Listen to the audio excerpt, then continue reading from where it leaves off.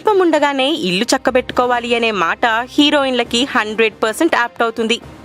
తాటికాయంత talent ఉన్నా ఆవగింజంత అదృష్టం కూడా ఉండాలి ఇండస్ట్రీలో. కాలం కలిసొస్తే ఫేమ్ అయితే రేంజ్ మారుతుంది, రెమ్యూనరేషన్ పెరుగుతుంది. స్టార్స్ వరకు ఓకే, మరి చిన్న చితుక క్యారెక్టర్స్ చేసే వాళ్ళ పరిస్థితి ఏంటి? లగ్జరీ లైఫ్కి అలవాటు పడో మరే కారణాలతోనో అడ్డదారులు తొక్కుతున్నారు. రైడింగ్లో దొరికి పేరు పరువు పోగొట్టుకుంటున్నారు. యమున, శ్వేతా బసు, జ్యోతి, సైరా భాను, సుకన్య, భువనేశ్వరి లాంటి వారు వ్యభిచారం చేస్తూ దొరికిపోతే కిన్నెర అమ్మాయిలతో వ్యభిచారం చేయిస్తూ బుక్కైంది. దబాంగ్ 2లో చేసిన అయేషా సయ్యద్, నువిలా ఫేమ్ శ్రీదివ్య, ఇంకా కొంతమంది యాంకర్స్ కూడా సెక్స్ రాకెట్లో ఇరుక్కున్న వాళ్లే. కరాటే కళ్యాణి పేకాడుతూ పట్టుబడింది.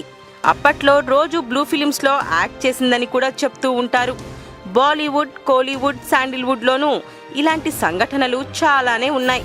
కెట్రినా కైఫ్తో పాటు మరికొంతమంది హీరోయిన్లవి న్యూడ్ వీడియోస్ బయటకొచ్చాయి. కలర్ స్వాతి వీడియో అప్పట్లో సెన్సేషన్ అయ్యింది.